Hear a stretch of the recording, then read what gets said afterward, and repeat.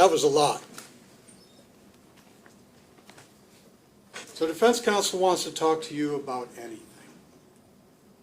Anything except a baby lying on the ground, freezing to death in a tent. And the reason that the baby remains there, lying on the ground, freezing in the tent, is because Ms. Eckersley lied to police about his location. They will talk to you about anything but that. That's what she's charged with. They'll talk to you about multiple treatment centers, disrespect of the defendant, Lauren Berry's boyfriend, the baby's eye color, thousands of responders, a bad search plan, people calling each other names, anything, really just anything. Except that baby who's lying on the ground in the tent freezing to death because the defendant told police, the baby's down here, when the baby's up here. Nobody was confused about that. She knew from the very beginning exactly where the baby was. And she's just taking him for a ride. We're talking about, I mean, you know, defense counsel did a little play on the time here, but Lauren Berry testified that the call was received at 24:29:37, so a half an hour after midnight. What defense counsel is telling you is she didn't arrive at the scene. Lauren Berry didn't arrive at the scene until 24:41. So it was only an hour between the time that she arrived at the scene and she was next to the baby, but an hour and 10 minutes between the time that the call came in. None of that makes any difference.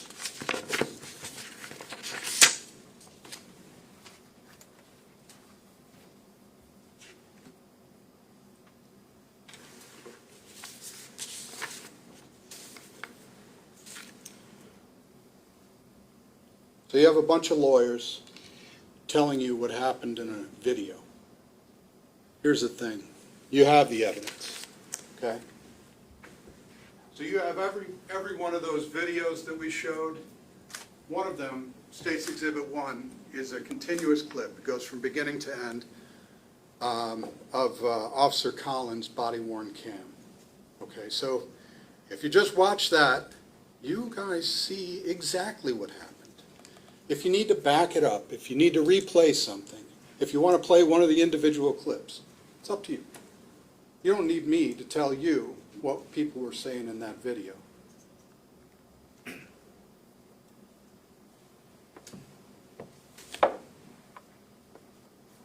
You also have 911 call if you want to listen to that. You have Officer Vitale's body-worn cam if you want to take a look at that. All of the photographs, all of that stuff is yours. You're going to take it with you. You can look at it as much as you want. So I don't need to talk to you about what's in all those videos, but I would like you to consider some things.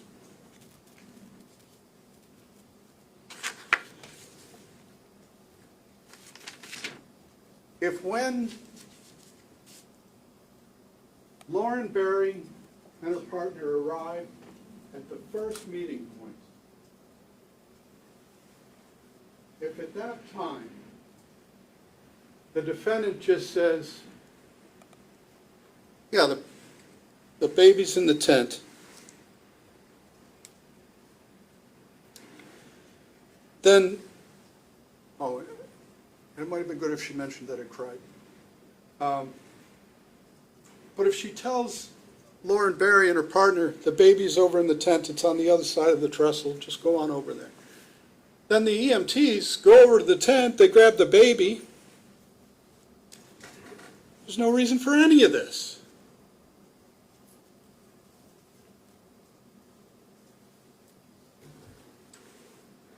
So you heard from Pam Packard, she's the 911 operator.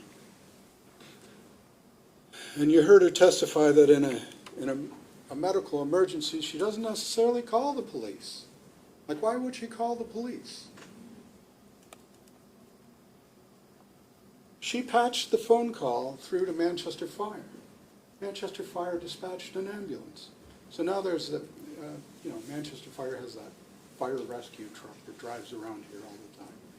And then they dispatched an ambulance. So at the beginning of this event, there's a woman with a serious medical condition and a baby who needs to be cared for, right? And a fire and ambulance go over to this scene. That's it, right? There's no reason for police to be involved in any of this until a baby's lost in the woods. Now the police have to go, right? Now somebody with some investigative resources has to show up and search for the baby, of course. When there's a baby lost in the woods, then we need everybody. We need the police, we need the ambulance, we need the firefighters, anybody who's available. We need them to be out there searching for that baby.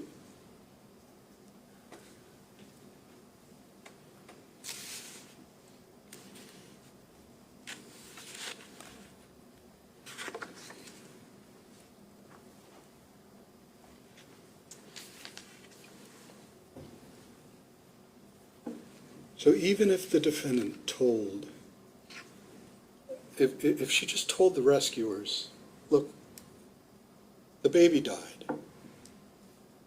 and then directed them to where the baby was, the rescuers, of course, I shouldn't even have to say this, the rescuers wouldn't have been reckless enough to just go, oh, the baby died. Guess we don't have to worry about that then, right? Nobody's going to be that reckless. They're going to go check. They're going to go make sure, some sort of medical professional, something like that. They're going to make sure.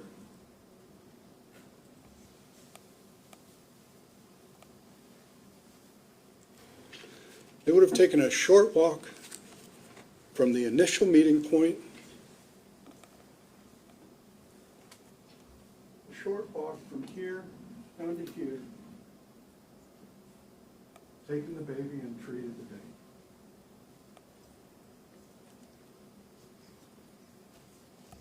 In fact, if it had gone that way, there's nothing illegal about that. Nobody gets in trouble. Nobody's getting arrested. Now, you guys saw the video, and you can watch them again, like I said. There's nobody there trying to arrest the defendant. That's not what they're there for. When they show up, they assume that they're helping her. They assume that she's the mother of a baby who's lost in the woods, and that she wants their help to find the baby. Should they have assumed that she was lying to them and called up the 911 person in Laconia to check on that? No. No, they're standing there with the mother of a baby. They assume that she wants to help them find the baby. So if she tells them where the baby is, why would they think the baby was somewhere else? If she tells them the baby's in the woods, why would they think to go look in a tent across the river?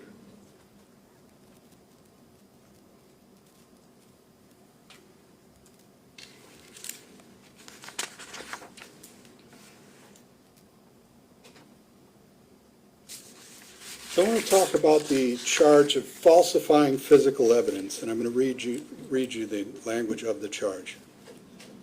The defendant concealed the location of her newborn infant with the purpose to impair its availability in the investigation. So she told you she knew the location of the baby, right from the beginning.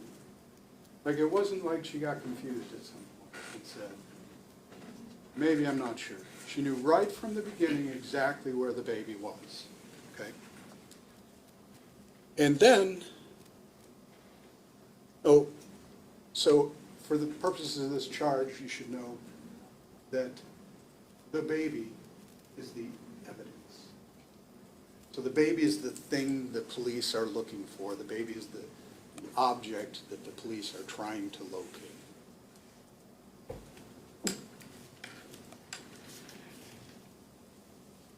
So when she misdirects the police, when she lies to them about where the baby is, or in terms of the charge, she lies about where the evidence is, then she's committed the crime of falsifying physical evidence. It doesn't matter what condition she thought the baby was in. The baby was physical evidence. When she lies to the police about the physical evidence, then it's falsifying physical evidence. It's an odd title, but that's what it is.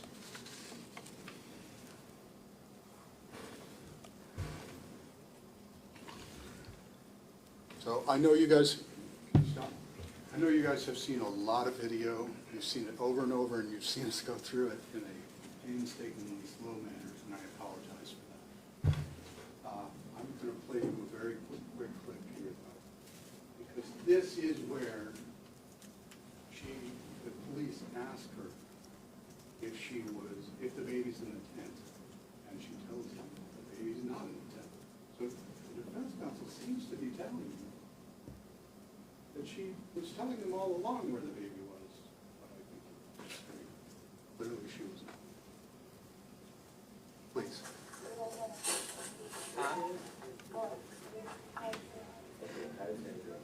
Where is the baby, like at a tent or like not just out in the middle of the woods? Okay, so you just like sat down in the middle of the woods and had the baby? Yeah, no, that's fine. I'm just trying to figure out like if there's like a specific landmark or something. You're just in the middle of the woods walking. Okay. Did you leave anything near the baby or no?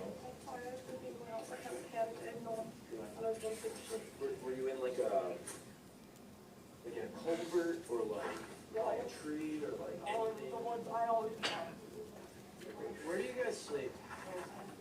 Where? Alright, but you were over on this side? That part I didn't know. I'm not functional again. So you're sure you weren't over that way? You know where it kicks out on the far end over the side? Alright, so it's definitely back this way. You heard crying?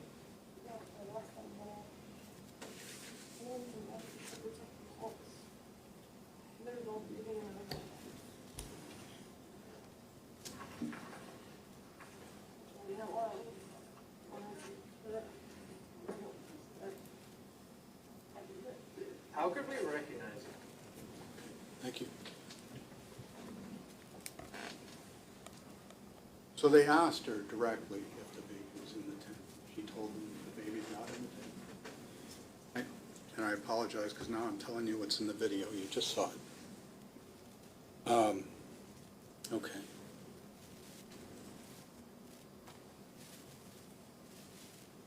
So the defendant hired a psychologist to come in here and testify to you. And, I mean, you get no disagreement from me that Ms. Eckersley had a very difficult childhood. Not only her childhood, but her adult life as well.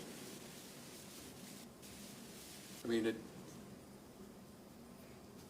it sounded pretty rough right from the beginning and right through the night of her arrest.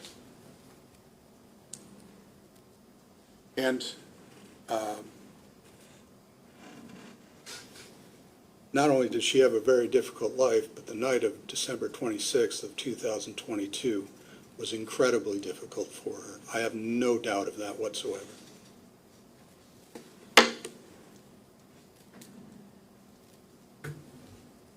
But here's what this case is about. There's really no getting around it.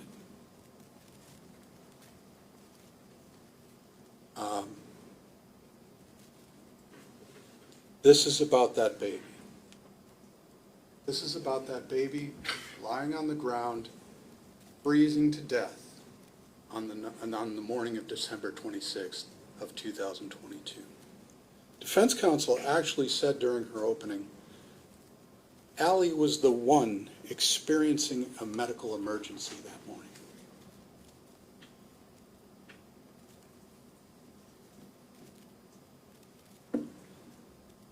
She wasn't the only one.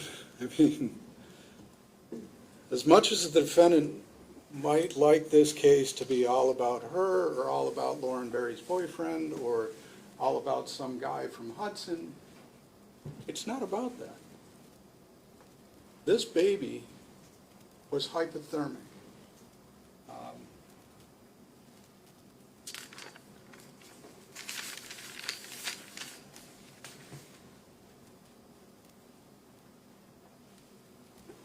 There was a mention of serious bodily injury, and whether or not anyone testified that this baby suffered some injury. So what happens is, just a few minutes after I'm done here, and I'm not too far away from that, the judge is going to tell you what the law of this case is. Okay, just like she did before we started the evidence. She gave you some instructions. She's going to finish those instructions and tell you about. One of the things she's going to tell you about is the charges. But she's also going to define serious bodily injury. And so I'm just going to read that definition to you real quick here. Serious bodily injury means any harm to the body which causes severe, permanent, or protracted loss of, or impairment to the health or the function of any part of the body. Okay, so what we are alleging here, the charge against Ms. Eckersley, is that leaving the baby on the ground, freezing to death, did this. It caused severe impairment to the health of any part of the body. So that's serious bodily injury. If you cause severe impairment to the health of any part of the body, that is serious bodily injury. And when Dr. Lennon was testifying, well, I don't even think you needed to go past Lauren Berry. I mean, she picks up this baby off the ground and he's frozen, he's blue. He's ineffectively breathing.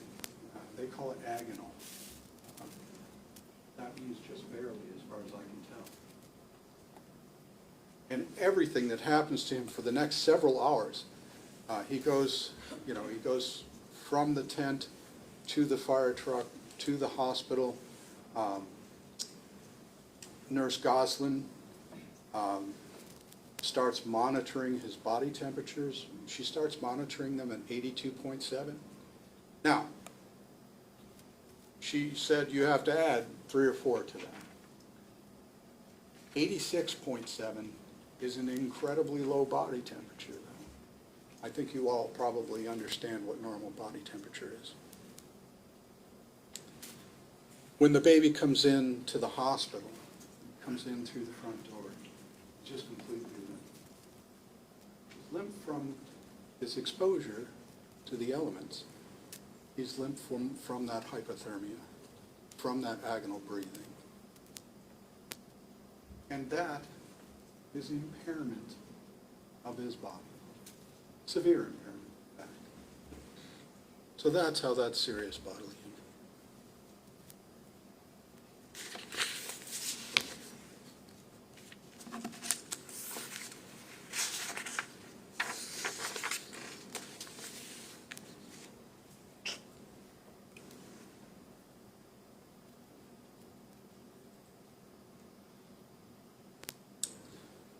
So according to the 911 call time, the baby was born very early on December 26th. He's born in a tent, but really at the beginning things are not going so badly for him. It was warm. He was sheltered. His mother was there. He was breathing well enough to start crying. He was small, but this we know, he was very strong. That boy survived through some very harsh elements. He fell to the floor, and that's where he remained for the next hour.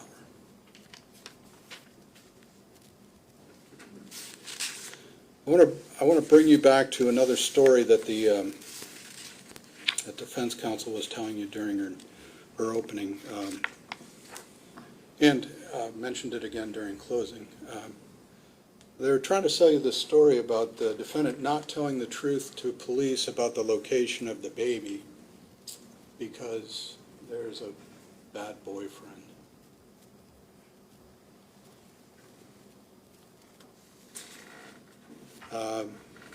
Initially, in the opening, they're talking about her being protected, finally protected from the boyfriend when she's in the ambulance.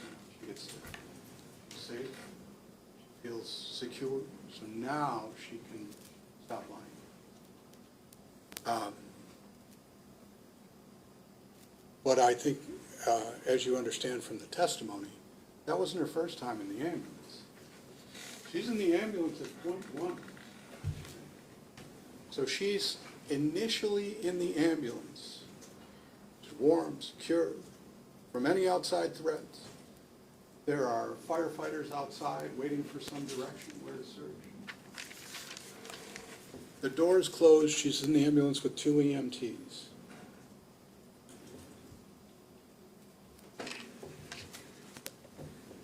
And it's under those conditions,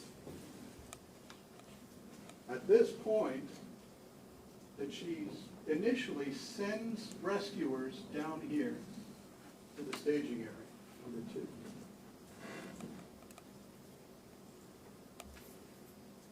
Not only does she send them down there, she actually rode down there in the ambulance as well, so pretty secure. That was the first time in the ambulance.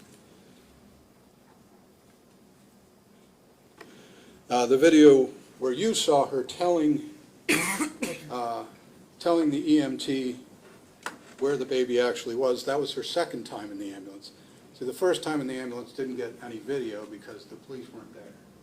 It was just the ambulance people. They don't record stuff in the back of an ambulance. You're not getting any video. It was the second time when a police officer was sitting in the ambulance. That's when you got the video.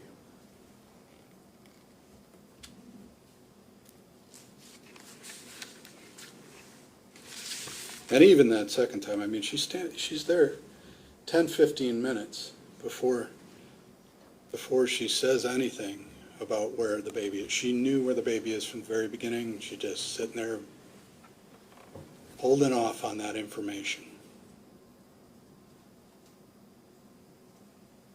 Sticking to her somewhere in the woods story. And now defense counsel doesn't want you to think that she was trying to get a hold of her boyfriend. I mean, she tried a phone, tried some app. She tried somebody else's phone. So that was like that was in the ambulance thing. And I guess, what they're telling you is, yeah, maybe she was, using a phone or something, but she wasn't really trying to. That's not really what she was trying to do. She was faking it. Here's the thing about that. You'll see Officer Vitale's video, which you'll have.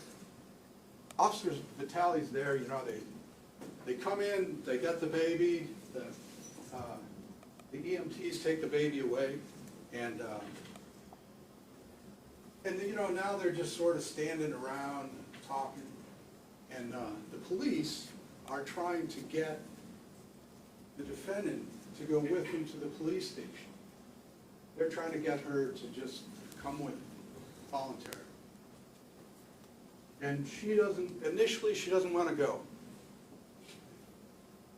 So they start this sort of negotiation about when she's going to go to the police station, how she's going to get there. And her part of the negotiation was she wanted a ride. She told the police she would go to the police station, but she would first need a ride to where her boyfriend was. And then, after the police station, she would need a ride back to where he was. You can watch that video too. Maybe she was just faking it there too. I don't know. It doesn't seem right to me. It seems very much to me like she was actually trying to contact her boyfriend when she was in the ambulance, trying to get through to him on absent phones, to get him to the scene, and then she wanted to go see him as soon as she possibly could after the baby was born.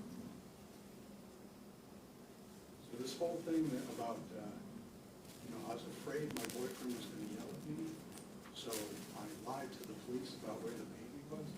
I mean, it doesn't make a whole lot of sense, even just like that. But when you put in these other two events, I mean, just go no.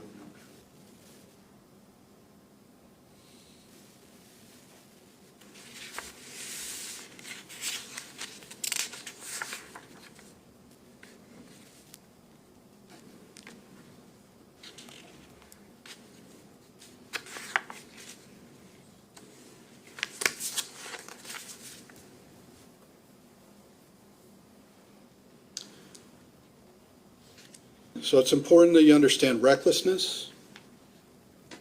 The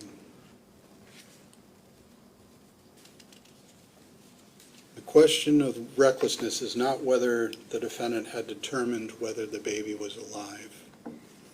The question is whether the defendant was aware that there was a risk that the baby may be alive. The judge is going to define these terms. Like I said, you're going to get copies of the written instructions. Those are the ones to follow.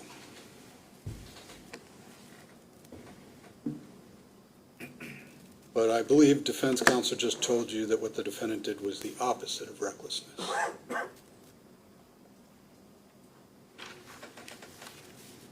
According to Dr. Lennon, the defendant was 7.5 to 8 months along when she gave birth. She heard a baby crying. According to her stories, her boyfriend of about 2 weeks at that point told her the baby had no pulse. And even though she'd heard the baby crying, she just led rescuers away from him while the baby was lying on the ground freezing. Was that reckless?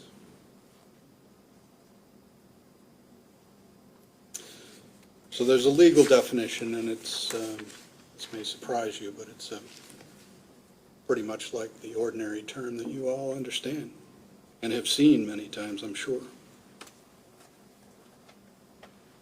A person acts recklessly when she's aware of a risk that a little baby might die, for example, and consciously disregards that risk. The risk must be substantial and unjustifiable. And the risk must be one that could cause serious bodily injury to the infant. Hypothermia, for example.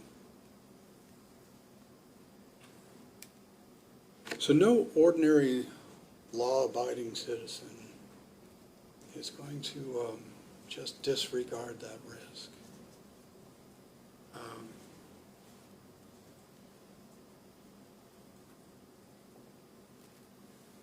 Yeah, so recklessness does not require that she was aware that the baby was alive. Recklessness requires that she was aware that there was a risk that the baby was alive. If you're a baby crying, it's probably alive.